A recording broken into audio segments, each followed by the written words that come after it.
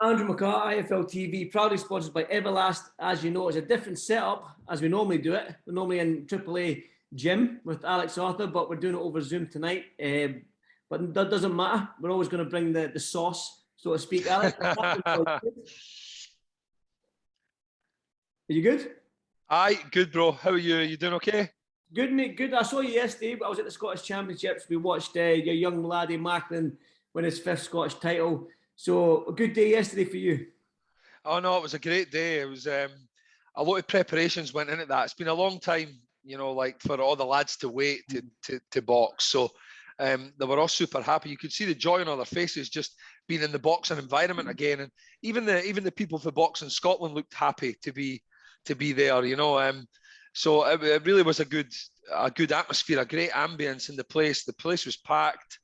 Not a lot of masks, which is good to see as well. Yep. And all the lads, all the boxers they just looked so happy to be back in the fighting arena. And Macklin was, as you said, gone for his 5th national title, and he pulled it off in good style. He was a wee bit rusty. He's been a wee bit under the weather over the last week or so, but I think there's loads of wee bugs and stuff going about. But they all boxed really well. All the young Scottish lads just had a great depth of talent in those kind of age categories, which is great to see. Definitely. That's me plugged Scottish boxing enough there for a minute. Yeah, I'm going to be a wee plug as well, but for some reason they've blocked me on Twitter. I don't know why that's happened, but I'll speak to them. That's odd. Very, very odd. Very odd, very odd. I think it was years ago. I can remember years ago they had blocked me for some reason, but I don't know why. Anyway, that's neither here nor there. Big night for boxing last night. Joshua lost against probably the pound for pound great at this moment in time.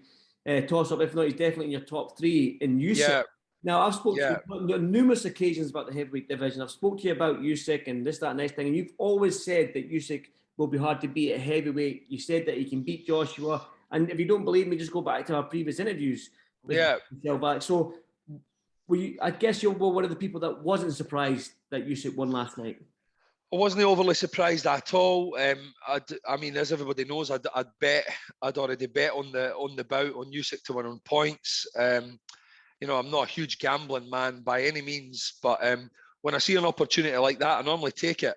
And if you ask hundreds of people that I've spoke to privately on Instagram, Twitter, I told almost everybody after I'd made my bet who I thought was going to win. It came to fruition last night, and it was exactly the way that I thought it would probably pan out. And the reason for being that, the reason that actually solidified it for me was the fact that Joshua came in looking so light and so lean. I mean, he genuinely looked like a middleweight last night. Physically, it's why he gave up those advantages to try and beat someone like Usyk at their own game. It baffles me. It absolutely baffles me. I don't know who gave him the tactics or that particular type of approach, but it was so very, very wrong. He should have stayed as big and as heavy as possible and literally tried to bully the smaller man, trap him as much as he could, hit him anywhere, club him anywhere. Being hit for a heavyweight is a real heavyweight, a huge heavyweight. Hit on the arms, hit on the sides, hit on the hips, hit anywhere, is draining, physically draining.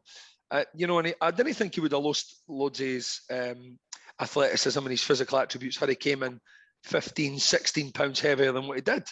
So I didn't really understand the logic behind it. Baffles me. And when I seen how small and light he looked, I thought it was a foregone conclusion that Usyk was going to employ the tactics that he employed. He got into a rhythm very, very early. He established a judgment of distance. He almost hypnotized Joshua with his right hand.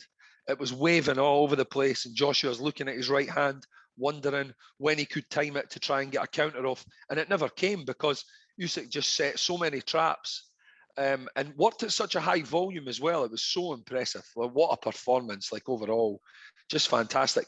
And then experience as well, Andrew, as you know, plays a huge part in boxing. And when you look at how many bouts both competitors have had, it's astronomical in difference. You know, we're looking at, I think, Anthony Joshua in the region of 50 amateur bouts to Usyk's almost 400. Yeah. That's a huge gulf of experience, and that is something that you cannot take into, you can't disrespect that. You got to understand, how much knowledge and wisdom is picked up there. Mm-hmm. Definitely. I heard you say that the size advantage and bully him and hit him in the arms. And it's funny that you said that, because I spoke to Josh Taylor a couple of hours earlier today, and he said the exact same thing. He says the way to beat somebody like Usyk is to be bigger, push him on the back foot, hit him anywhere, the arms, the shoulders, the back, the hips, the chest, anywhere. And just that's the best way to do it. So if you had somebody in the corner to face Usyk, would that be the game plan? If you were coaching a fighter, would you go in there and just say, listen, front foot, push him back, hit him anywhere? Aye, well, nice and heavy. I mean, I've actually got a video, me and AJ, a couple of years back there, and we're having a bit of a laugh. Well, I was interviewing him at Turnberry in Donald Trump's place, and he was showing me the differences in size between his training camps, and it was quite surprising actually, because he was saying that this is me fat Alex and this is me no, and I was genuinely surprised, because I thought he looked a lot better and when he was bigger, and he said that in future I'm going to have to get a little bit lighter for my fights to be at my best, and I disagreed with him. And I've actually got the video on my phone somewhere. Someone was filming it, and we had a bit of a laugh, because he's like, skinny AJ, fat AJ, and I was having a bit of, having a wee bit of boxing banter. But I actually think he's more effective when he's bigger. His engine's not as good. I don't think there's any doubt about that. But you've got to take into consideration the balance. So he might be bigger. His engine might not be as great. He might run out of gas, but he seems to get the job done a bit better when he's more aggressive. He's got that extra bit size, that extra bit power, compared to when he's light and thin and lean. And, that was fine for the Andy Ruiz rematch, in my opinion, because the tactics were to move and box, and, and you use his reach, use his height.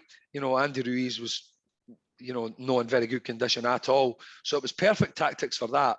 But against someone like Usyk, Josh is absolutely spot on. We're raised in a similar school, and, I think it doesn't take much to see that, the best way to go about a fight like that was use your size, your mass, and just be a bully.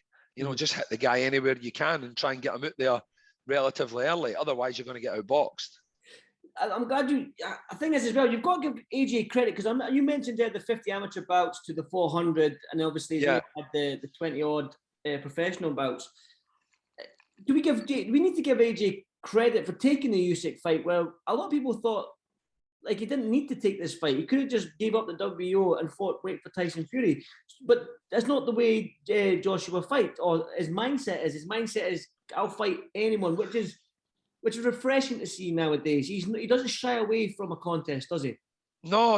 Listen, you've got to take your hat off to the guy. He takes anybody on that's in front of him, and he has done for a long time. I mean, the Klitschko fight, he didn't have to take. There's a number of the fights that he didn't have to take, and his resume is very impressive. And he doesn't dodge or duck anybody. He really doesn't, and you've got to take your hat off to him for that. But on the basis of, like, and and the way that he performed, against a man who is probably naturally a cruiserweight. We're talking about a guy who, not that long ago, was fighting in the World Amateur Championships at 75 kilograms. It's pretty amazing, really, that he was, that he was sort of outboxed in the fashion that he was last night. It was remarkable stuff. But I think it says a lot about his level of opposition. Usyk was just tremendous last night. I mean, absolutely unbelievable. Some of the stuff that he done in there was just brilliant to watch. It was a great fight to watch in general.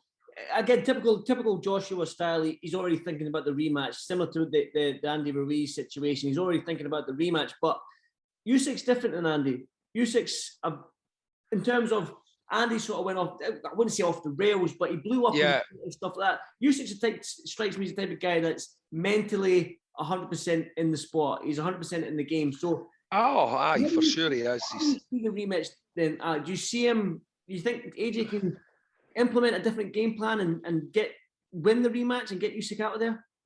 Well, I mean, really, it's really is difficult to see. It's difficult to see that now. And let's not forget now there's a psychological advantage there gained by Usyk. Mm-hmm. So Usyk has already, he's 1-0 up. He's 1-0 up.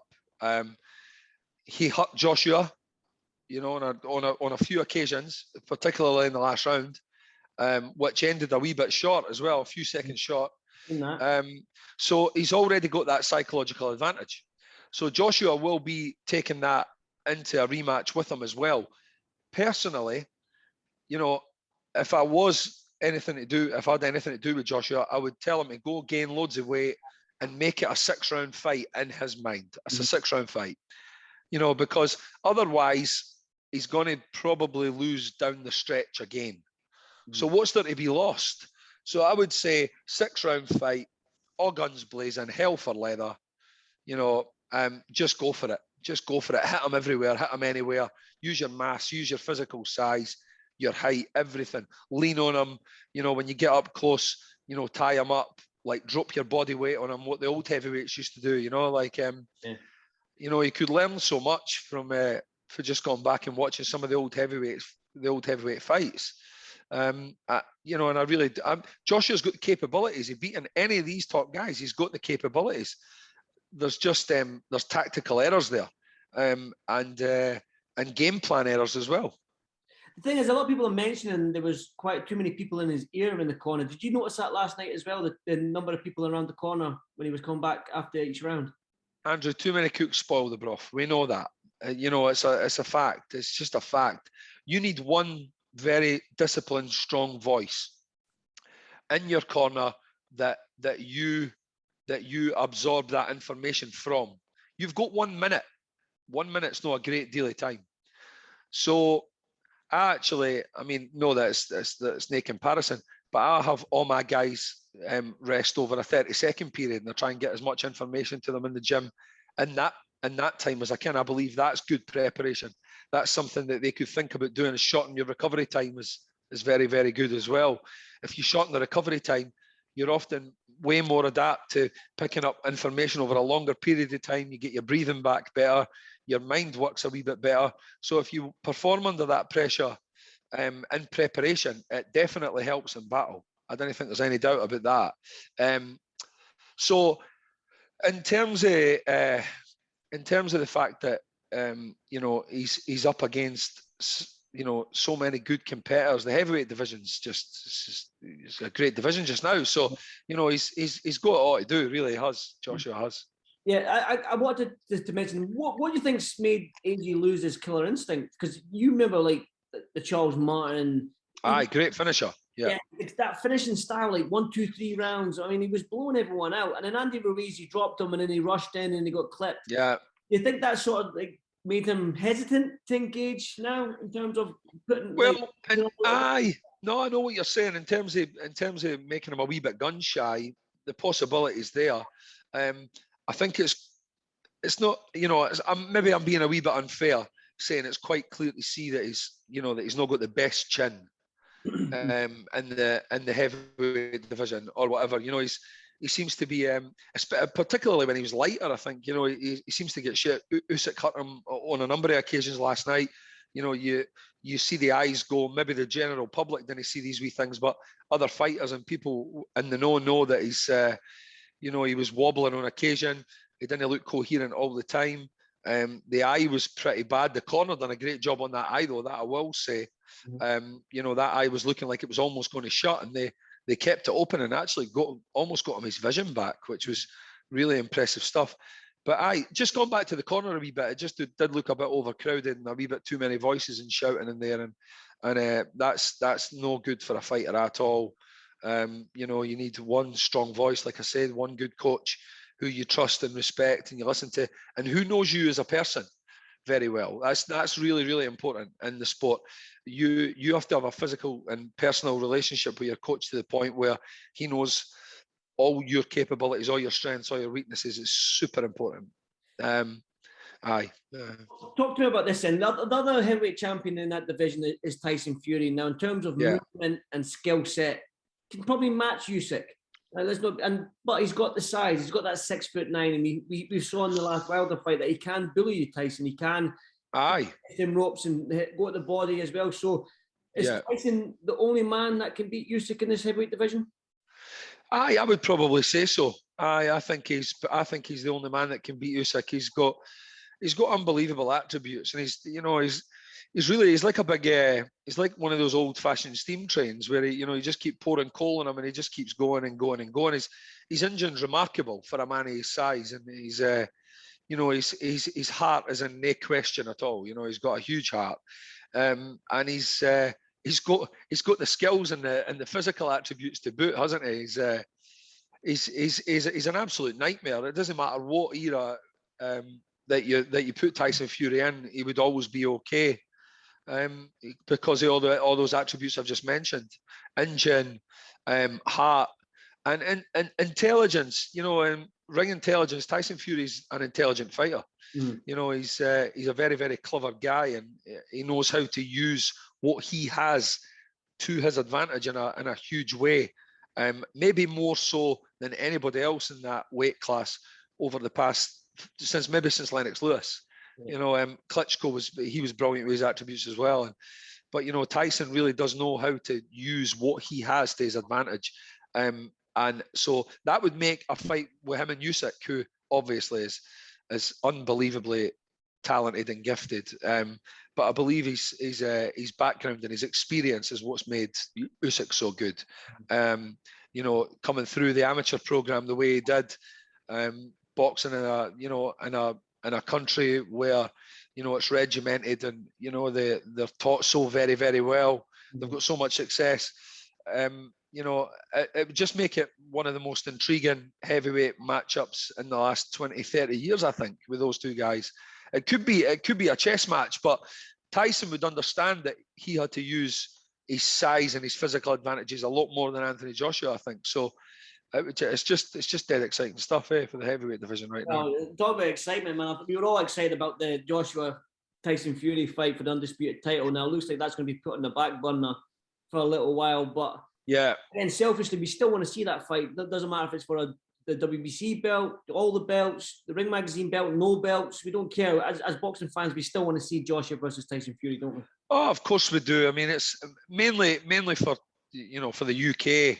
Mainly for England. It's a huge fight.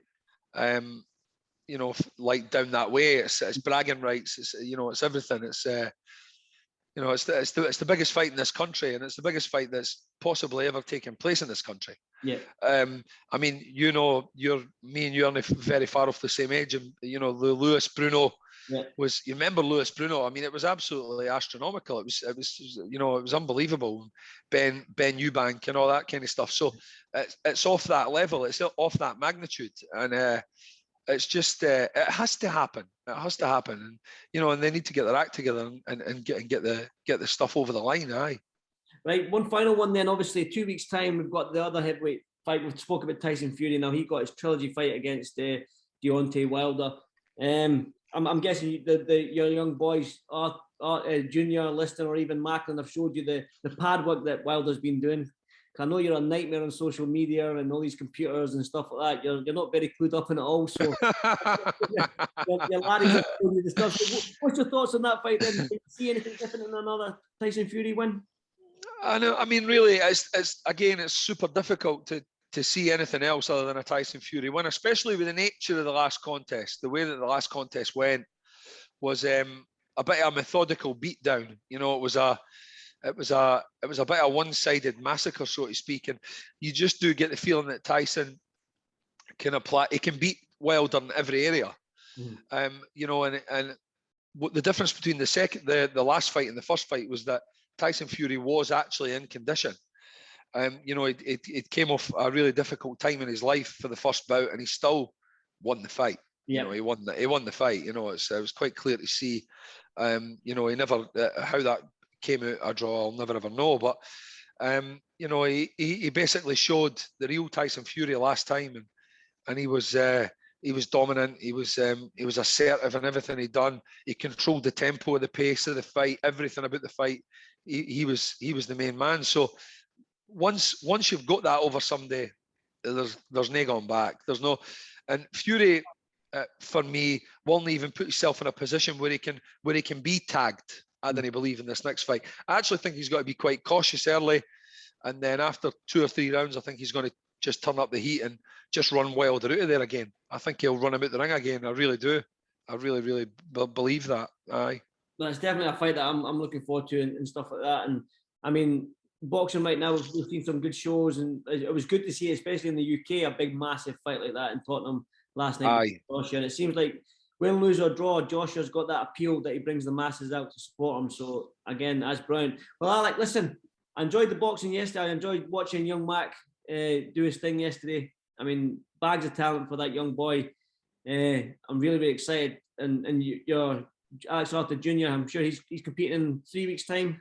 I think he's about 3 weeks out, and then we're going to the MTK Cup. Macklin's really excited about that, so he'll probably get a wee bit of international competition there, which he's really excited about. So we've got about 4 weeks before we go down to Penrith as well. So that's super exciting for them. It's just great that they're all back. I mean, you know, I said on Twitter the other day that the depth of talent in Scotland between the kids that sort of 04 to 08 is unbelievable. And, you know, they're the future stars of boxing in Scotland. And sorry about always harping on about Scotland, but you know how patriotic me and Andrew are. So if you tune in to listen to us, you know you're always going to get a wee bit about Scotland and Scottish boxing. And, you know, but these are all these kids in that particular age group.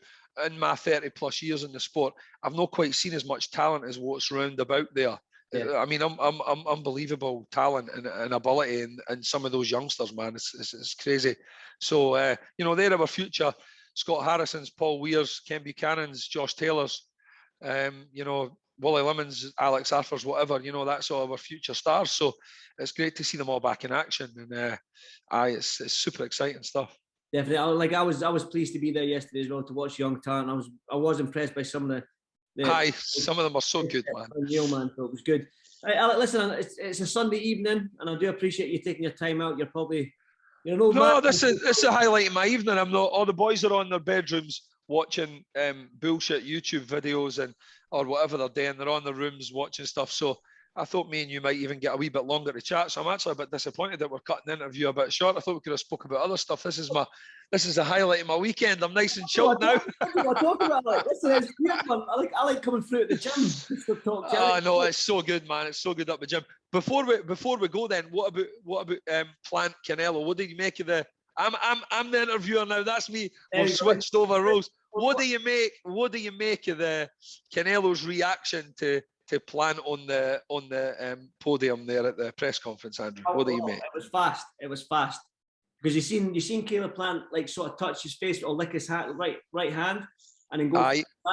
And the way that Canelo sort of pulled back, countered with the 1-2, the left hand, right hand, it was unbelievable attributes. And you know what made me laugh was most people think that Plant's best chances of winning are by counter punching and outboxing Canelo. I think he's just lost that edge. I know, man. Poor Plant, man. Poor Plant. What a shame. Nah, listen, Plant's a good fighter, man. He's undefeated. He's very, very good. Very talented guy. Can you see past Canelo? That's the only thing with his record right now, with Billy Joe Saunders, Callum Smith, and these great fighters that he's managed to get out of there as well. I mean, like you said, I mean, let's be real here. You know, he's made, like you said, these great fighters. He's made them look very, very average. Yeah. Very average. I mean, you know, and these guys are. I mean, look at Callum Smith last night. He looked fantastic. He was. Oh man, I think he's brilliant. You know, I thought he was one of the best, if not the best, up there pound for pound fighters in the UK. You know, up to just before the Canelo fight, and you know, he's just such a good fighter. Callum Smith, he's tremendous. All these fighters are making comebacks, by the way. All of them. Evander Holyfield, talking about coming back. Calzaghe's talking about coming back. I mean, Alex Arthur, is he talking about coming back? Ah, man, nothing works, man. I've got one leg, and that doesn't work too good. I've got a rotator cuff tears. I've got arthritis in my elbow. I've got people forget. I know, man. People forget, like you know, in my whole career, I had over 180 fights as well, amateur and pro, and you know, and kind of maybe a wee bit of the last of the old school. You know, whenever I'd fancy running shoes, and you know, we've done some crazy training, jump squats, and running up mountains with backpacks with bricks in them, and I think it's just all coming back to catch up with me. And Yeah. you know, I've got a few other health issues as well. So, I mean, I would love to. Please do not get me wrong. Sometimes I'm watching some of these guys and I'm like, I could beat all them now, still, man. And I didn't have to make the weight. I wouldn't have to make the weight anywhere. That was the only thing that ever beat me. The only thing that ever beat me was making weight. Dropping 3-4 stone to make weight was always quite. What are you sitting at now, Alec? Though, what are you sitting at now? I was at. Do you know something? We were having a laugh earlier because I was actually the lightest I've been this morning in a very, very, very long time. And I think that's probably due to nerves through the week. I've not ate a lot this week. And I've been kind of dieting with Macklin. I've not been eating because Macklin's not been eating that much to make the weight. So I was actually 82 kilograms this morning. Wow. So I'm not that far away for light heavyweight. So I reckon I could make super middle. So Joe Calzaghe, if you're watching. And there you go. Joe Calzaghe, Cal Fox. If Joe hears that, he'll slap the shit out of me when he sees me, man. Listen, Joe Calzaghe, I know you're pals, man. I'm pretty sure he'll know what to slap you. Oh, man, he slapped me a few times, you know. He slapped me loads. Every time he sees me, he gives me a couple of slaps. Oh, good on him. Listen, Alex, it is getting late and it's way past my bedtime, so I'm going to have to come to the gym one time. I'll come down before the Box Cup and get a chat with you and stuff like that. And I'll obviously come to the Box Cup as well, the MTK one at Penrith. But listen, my man, I do appreciate speaking to you, man. As always, thanks for doing this IFL TV. I can see a couple of your belts at the back there. You've got a couple of belts. Ah, they're all kicking about somewhere, right? They are. There they are. Yeah. One, two up there. All Macklin's medals are up there as well, but you can't really see them. Nah, listen, well done, no, well done to Macklin. Good luck to Junior in a couple of weeks' time as well. And I'll be there and I'll see you at Junior's fight anyway. So I'll see you at the gym, no doubt. Definitely. But Alex, thank you so much for doing this, mate. And I appreciate it. Good night, my man. No worries, my man. Good night, mate. Good night.